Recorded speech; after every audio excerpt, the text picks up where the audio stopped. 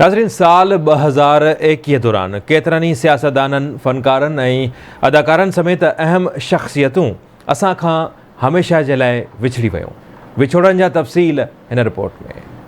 मुल्क जो अॻूणो सदर ममनून हुसैन 80 वरहनि जे जमार में कराची में लाॾाणो करे वियो। हुन 2013 खां 2018 ईस्वीअ ताईं मुल्क जे 12हें सदर तौरु ज़िम्मेवारियूं निभायूं। नून लीग लाइ साल 2021 निभागो साबित थियो। अॻूणो सदर ममनून हुसैन खां पोइ MNA ऐं नून लीग लाहौर जो सदर परवेज़ मलक बि 2021 में फ़ौत थी वियो।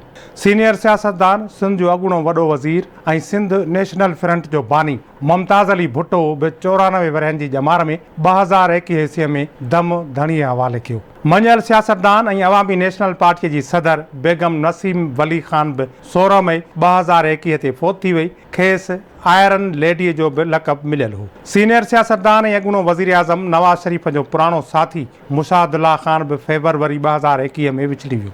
जॾहिं त आख़िरी पसाह ताईं कश्मीर जे आज़ादीअ लाइ जदोजहद कंदड़ बुज़ुर्ग कश्मीरी अॻवान सैयद अली गिलानी बि साल 2021 में दम ॾिनो। पश्तूनख्वा अवामी पार्टी जो अॻवान सेनेटर उस्मान काकड़ उर्फ़ उस्मान लाला बि 2021 ईस्वीअ में विछड़ी वियो। हुन 21 जून 2021 ईस्वीअ ते कराचीअ जे निजी अस्पताल में दम ॾिनो। सिंध में मोहाननि जे हक़नि लाइ पाण पतोड़ींदड़ सैयद मोहम्मद अली शाह बि साल 2021 में आलमी वबा कोरोना वायरस सां जहिड़ींदे फ़ौत थी वियो। पंहिंजे मज़ाह ज़रिए पाकिस्तान समेत समूरी दुनिया में अलॻि मक़ाम ठाहींदड़ मज़ाहिया अदाकार उमर शरीफ़ बि गुज़िरियल साल पंहिंजे मदाहनि खां विछड़ी वियो।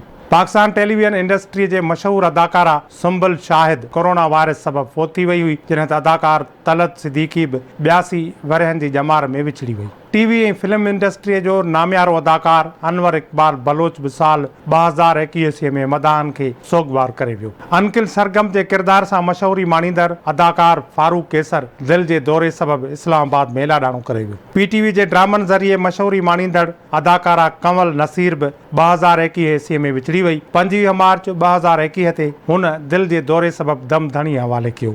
मशहूर ड्रामा नगार हसीना मुइन बि गुज़िरियल साल दम ॾिनो। हूअ कैंसर जहिड़े मूज़ी मर्ज़ में मुब्तला हुई। नाले वारो ॻाइणो शौकत अली बि गुज़िरियल साल ज़िंदगी जंग हाराए वियो। हू फिफड़नि जे मर्ज़ में मुब्तला हो। 2 अप्रैल 2021 ते लखें मदाहनि खे सोगवार छॾे वियो। मशहूर ॻाइणो ऐं प्रोड्यूसर फरहान हुमायूं बि गुज़िरियल साल विछड़ी वियो। संदसि उमिरि 43 वरह हुई।